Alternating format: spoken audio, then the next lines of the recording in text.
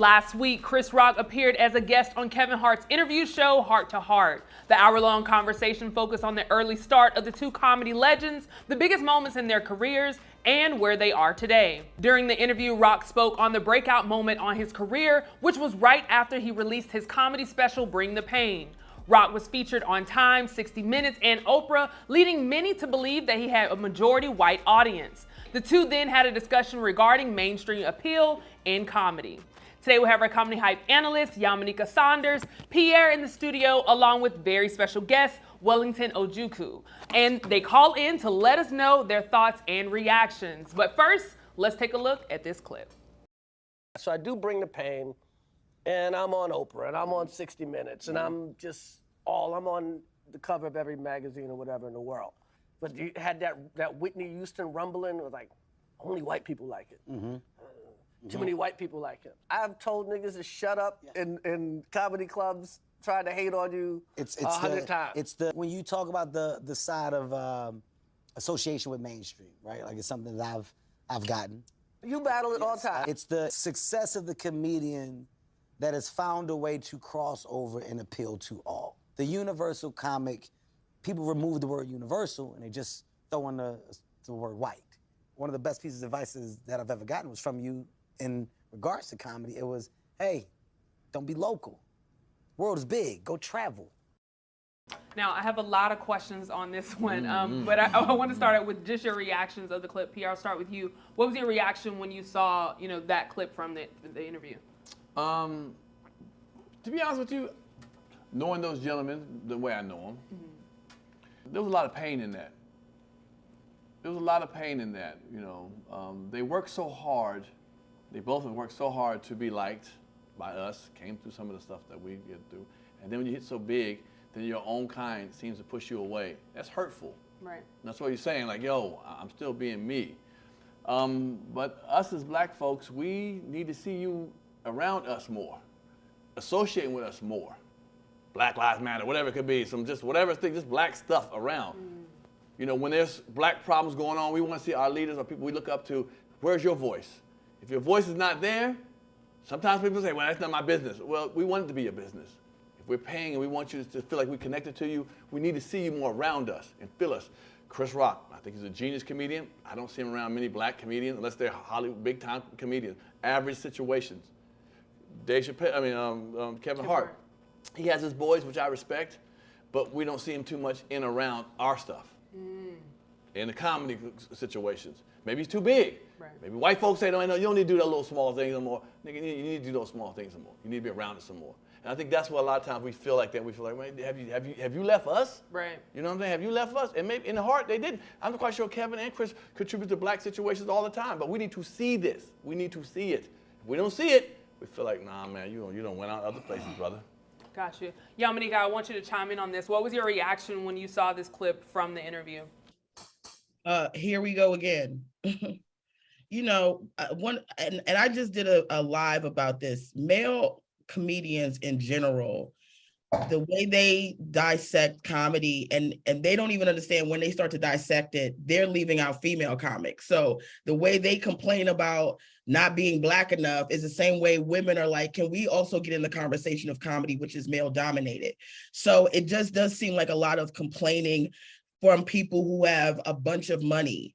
But to really break it down, it's hard to have both. It's hard to have a black audience and a white audience. And it's something I said a couple of weeks ago. As much as black people don't want to be considered a monolith, and we don't want people sort of narrowing in that all we can digest is a Tyler Perry project, we consume entertainment like all we can digest is a Tyler Perry project. So when you have somebody like Chris Rock, who really, political commentary is really what got him off the ground.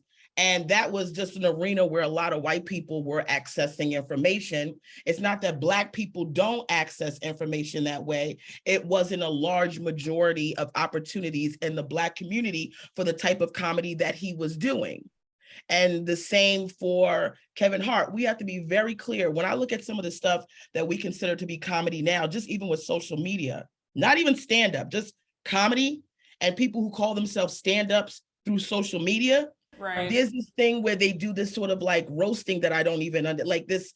You don't understand what they're saying. It's a big old boy. Blah, blah, blah, blah, blah, blah, blah. Niggas love that shit. They love that yuck mouth. Don't understand what's going on. Just some nigga rolling off the tongue. That is vastly different than going to sit down and have patience for somebody who is going to take you on a journey that may not just be hitting your sensibilities of like, here's some quick nigga shit you can laugh to. I need you to hear, this is my perspective. This is where I'm coming from. Here's the beginning, middle, and end. We have to be very honest in the Black community. How much can you niggas tolerate that? You niggas want comics that's going to be up and da da da da and all that goofy nigga shit, and then Black comics who make money doing well thought out and planned material have more accessibility to white people who want to hear that. Then you act like they not Black enough. Right. Yeah. No, I think you make some great points. I want to bring in Wellington. First and foremost, thank you so much for joining us and chiming in on this topic. We Absolutely. I appreciate you. Absolutely. So I want to get your thoughts. What are your reactions, once you saw that clip from the interview? I mean, he's going to feel that way because, like Pierre said, he did distance himself from a lot of social issues. When we don't see you speaking on a lot of things that happen in the Black community, and then you have all these major platforms giving you, access like CNN, or you getting on 60 Minutes, but you don't really address any Black issues. So a lot of times we feel like you distance yourself from the community. And I think Black people have always still rocked with Chris Rock, but I think even, if Black people ever had a chance to stand back from Chris Rock, it would have been the time when he allowed Louis C.K. the green light to say the N-word over and over again as they were playing with it. And they tried to turn Jerry Seinfeld onto it. And it recently just went viral after he got smacked by Will Smith. So Black people would have distanced themselves then from you, but they still rocked with him after that. And a lot of people didn't even know about that until recently, like I said, after the smack. Right. So, I mean, there's always gonna be a pocket of people saying you mainstream or you this or that and look at it as a bad way. And most of those people don't like you anyway. Right. They hate your guts. They hate everything you do. You can wear the best loafers ever. He over there rocking them white folks brand and don't want to get no Black. Man, you gonna find something to talk about. Right. With Kevin Hart, on the other hand, Kevin Hart, I think is just mainstream naturally because he has a broader audience. And mainstream ain't a bad thing. The only people who look at it as a bad thing are the people who don't rock with you anyway. Right. Those are the Kevin Hart ain't funny people, and Kevin Hart has his own brand. So he's dope, and he still does for the Black community. Kevin Hart has done a lot. We have to be very careful about that one part about Kevin Hart. Let me just be very clear, because the mainstream thing bothers me. This is going to be a topic that's going to really upset me because I don't believe there should be urban comics in general. Do you understand what I'm saying? When they go to New York and they say that there's urban comics, New York is urban. So the fact that you are relegating Black comics to being urban in a place that is already fucking urban is insanity to me. So I'm not giving white people any credit. But let's be very clear. The Chris Rock thing with him letting Louis C.K. say the N-word, I don't agree with at all. But in terms of content, Chris Rock speaks more to social issues when it comes to the Black community than Kevin Hart. And no disrespect to Kevin Hart. Kevin Hart has gone out on record and said something that's along the lines of what Michael Jordan said. I'm not going to start talking about Black Lives Matter and all these Black issues because at the end of the day, I go into an arena and I speak to people who are not only Black. So I think that's really, when we want to talk about social commentary and who's doing what, we need to know who, when they are presented in a white space, not only give this broad comedy that everybody can digest, but also speaks their truth as to what they experience as a person of color. That's where the real line of integrity, comedy all come together. Right. Now, Pierre, let me bring this question to you, and you guys actually kind of answered it. So I'm going to add to it. I was going to ask, why do you think, people kind of strayed away, Black people specifically strayed away from Chris? But, when we're looking at, Black comedians versus white comedians, do you think like this also applies to white comedians when they go mainstream and try to, go past their people? Like, does the pressure and the mainstream and, just the labels and things that we're seeing Chris Rock and Kevin Hart talk about, does that apply to white people when it comes to comedians?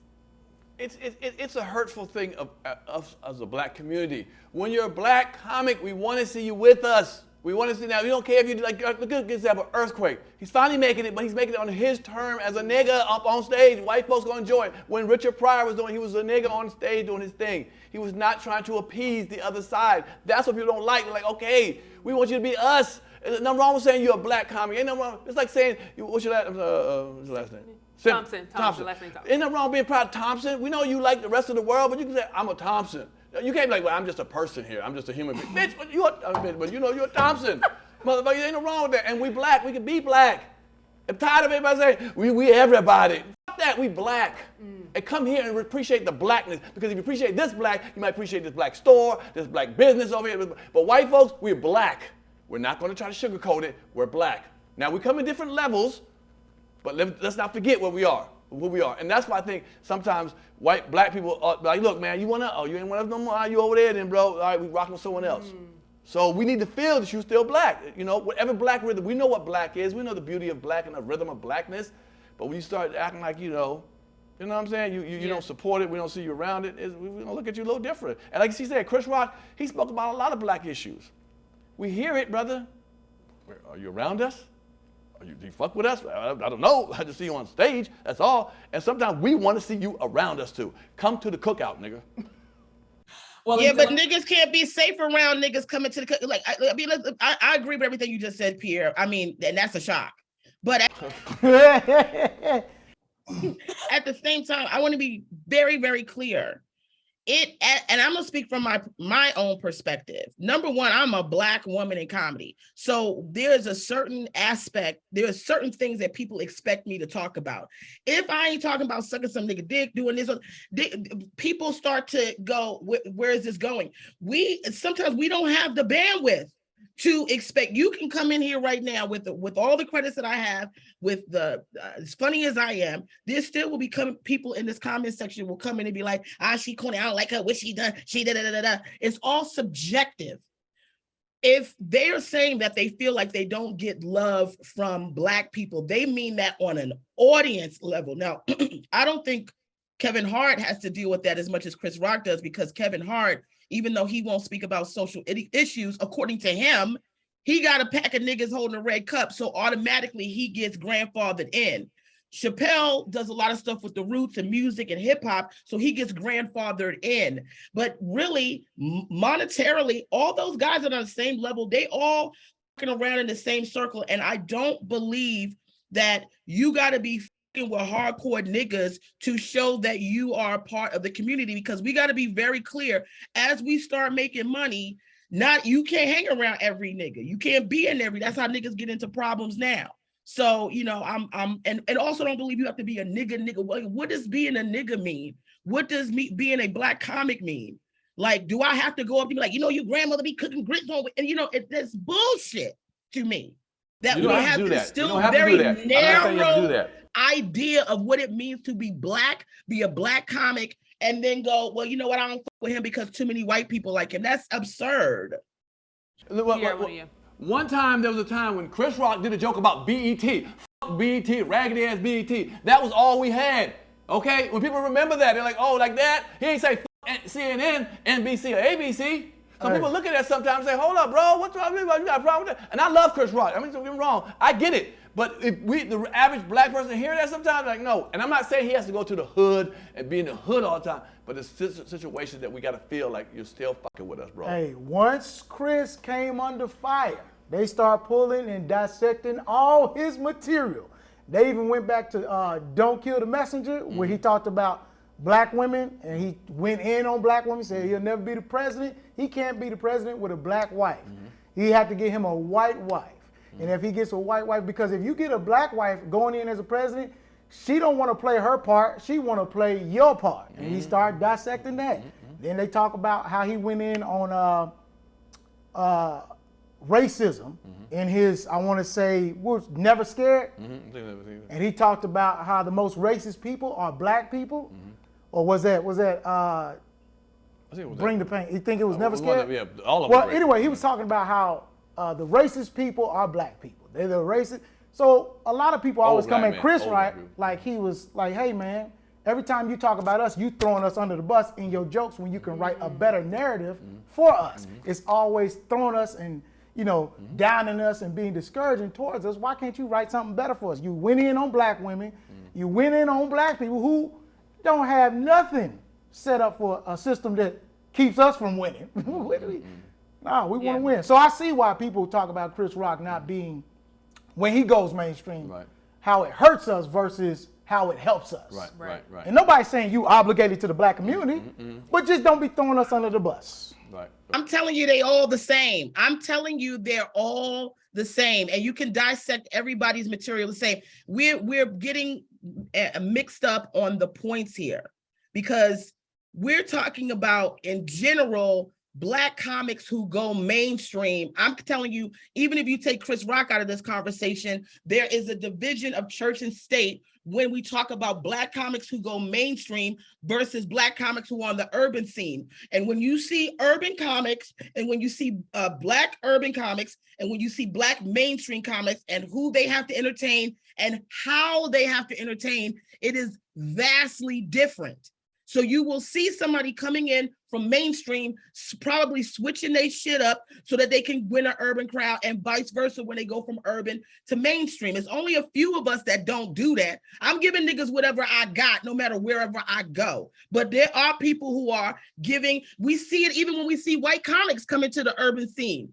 You always got that one white nigga in the background that's doing comedy, and he doing shit you know he not going to do in front of a white crowd. He bringing up all these Black references. He bringing up all these Black restaurants and how he Black women. I mean, it's pandering. Right.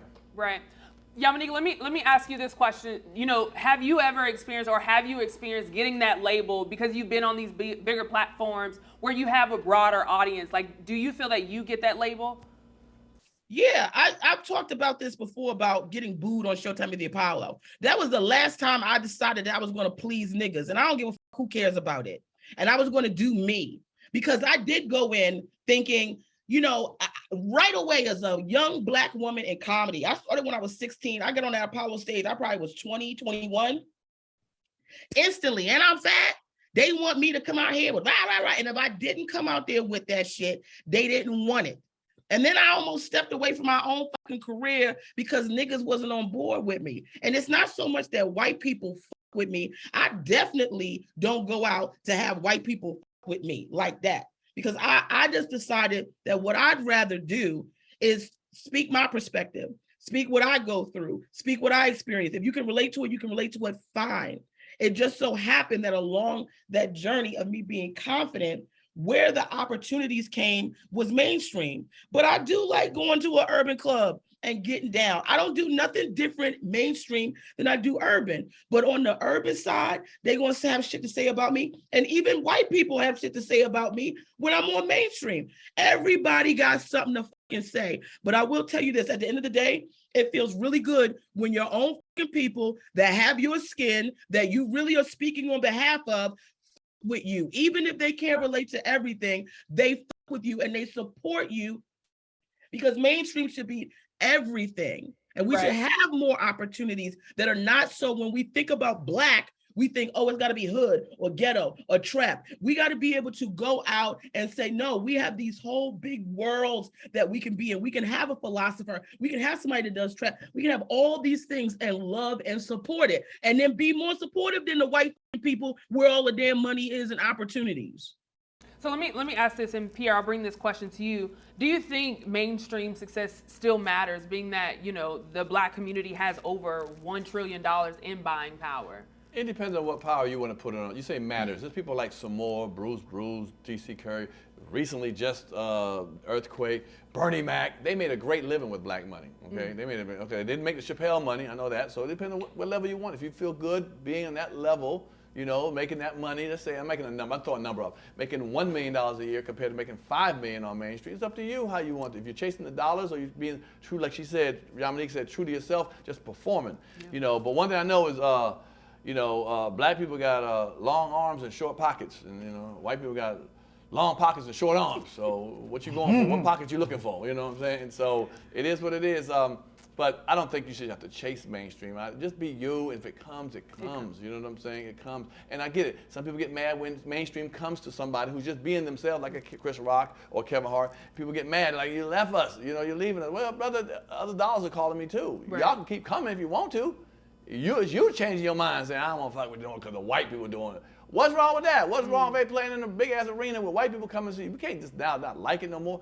If you're still being that same person you are. Right. And you fuck with us anyway. Yeah. But if you stop fucking with us, it could turn out something different. Yeah, and I think it's good to note, like, mainstream isn't just white people. You know, I think sometimes we get in our heads, like, mainstream is only white people. But, like, mainstream is so much more than that. I'll allow you to respond to that, of course, if you want to, but I want to also bring that same question to you. You know, does mainstream success matter at this point when you look at the black buying power of over $1 trillion? Do you think it matters? As a comedian, as me, I want to be global.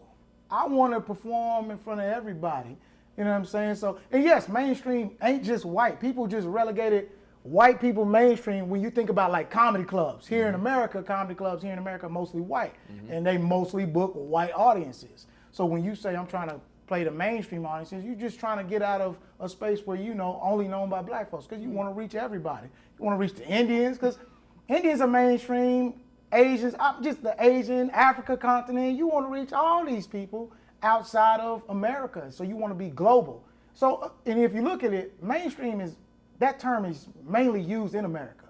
When you go outside of America, they use global as a term, whether you're in Africa, whether you're in Asia, you want to be a global comedian or you want to be a local act. And they look at it like that. They don't necessarily say mainstream, and they don't think of white people as mainstream. They think of everybody. Right. You know what I'm saying? It's just like a brand. As a brand, you want to be mom and pop, you want to just be whatever. Don't get me wrong. They can still work for you, feed your family, whatever.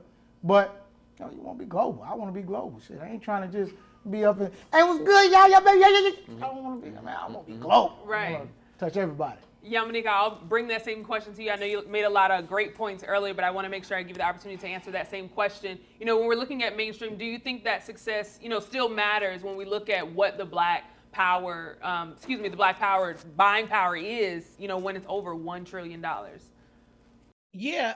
First of all, I just want to address, I had a Tums in my mouth because my acid reflux was kicking up because this topic gives me indigestion.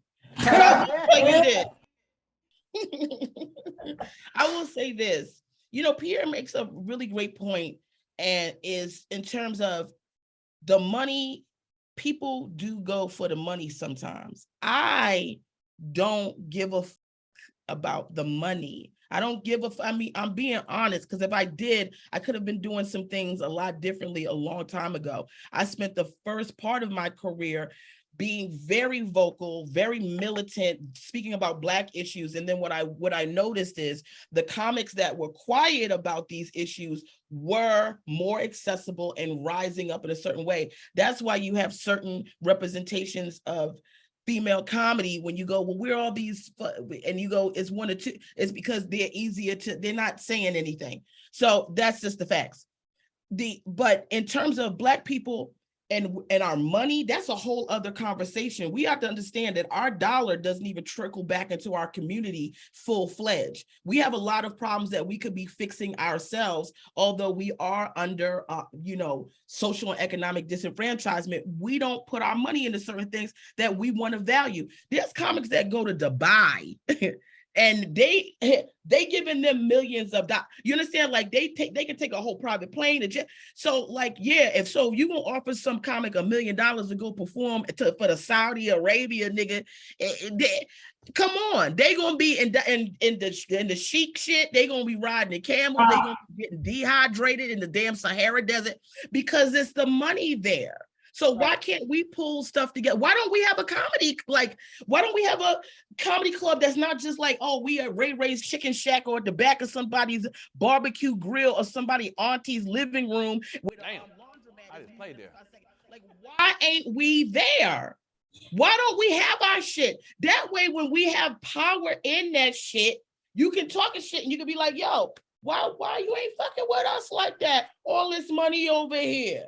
Hey, she got a point. Not only when we do have our own, we need better customer service We need That's a some whole clean nother thing. bathrooms. That's a whole nother thing. We need, because, hey, I'm tired. The floor should not be sticking. My shoe shouldn't be sticking And to the floor. I was just gonna say, Wellington, you really helped. Today was a lot different. Yamanique and Pierre to get into it, and here you go wanting to take it up a notch. That's what it is. No, but right? I do appreciate y'all for chiming. Like I said, I know this topic was gonna get deep, and there's a lot of layers to it. So I appreciate And y'all. I just want to say real adding quick, on. last thing. It's between them two giant comics that we just talking about. Like I said, I can feel their pain. You know, let's be real. I can feel the pain. You know, we want to be accepted by our people, and to hear negative about you sold out, you're a sellout, you over there, you mainstream. It's not. You know, it's just not. I just feel like, you know, just as people, we got to come together. But as artists, we got to show that we all are part of this together. If we want to be, you know, black, urban, whatever word you want to use, right. You know, because it's hurtful. It's hurtful. You know, at the end of the day, it's hurtful. You know, because they do a lot, but we don't see it enough. I don't think. Pierre, Right. that's real. And you right. It's good that you can feel their pain. I want to feel their pain too with that kind of money sitting in my bank as well. That's the kind of pain I want to feel. I want to be able to sit here, have this discussion on my own network, on my own platform, and say, man, I can't believe black people ain't f***ing with me. All right, well, I appreciate y'all for chiming in on this topic. Of course, before we head out, I want to know what you have coming up. So, Wellington, I'll start with you. What do you have coming up, and how can people follow you? You can follow me at Wellington Ojukwu, Wellington OJUKWU. That's on Instagram, Wellington JUKU.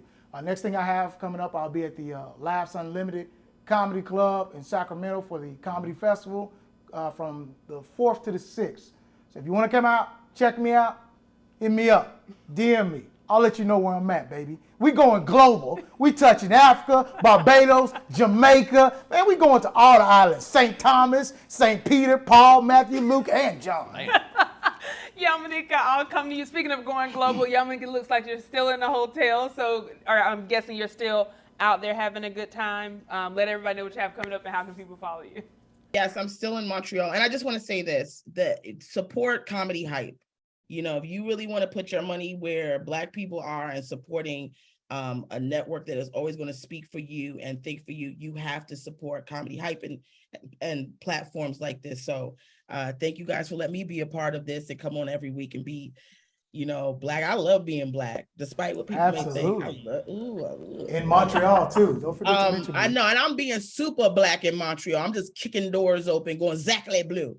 But you can catch me in Montreal. I'm doing Just for Laughs until Friday. I have a gala.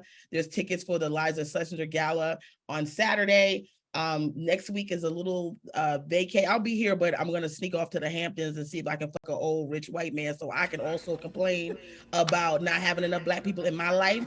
And then you can catch me from the 22nd to the 28th. I will be at the Rio in Las Vegas having fun and also poolside. So I look forward to seeing you guys there. Absolutely. And last, certainly not least, Pierre, what do you have coming up and how can people Shout out follow to you? the set again, man. I had a great time, you know. And my girl Yamanika, I like the way she's telling people who are watching it to support it. That's what we're watching. Have your friends support this network. If you're watching it, you're supporting it. Why don't you, girl? Support. They're watching. That's what they want. I want y'all to support the network. They're supporting it. They're watching it.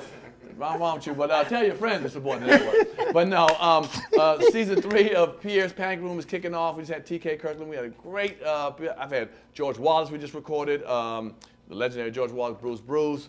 Ruben Stutter's coming. So everybody, thank you for keep supporting Pierre's Panic Room over there on YouTube at Comic Pierre. I will be at Riddles in Chicago, on the outskirts of Chicago, August 5th and 6th, whatever Friday, Saturday that is, coming up this next week, whatever.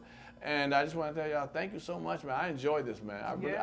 I need this in my life. You know, I sit home bored sometimes, and I just need to talk some shit. And guess what? Put it in the damn comments when I'm reading, man. I got time. Well, again, I appreciate y'all so much for chiming in on this topic. You heard from us. Now we want to hear from you in the comments below. What are your thoughts on some of the things that Chris Rock and Kevin Hart had to say about going mainstream? For Comedy Hype News, I'm Symphony Thompson. Put it in them comments. We reading them. Bam. Do you know the comedy culture? Play Comedy Hype, the game. Out now.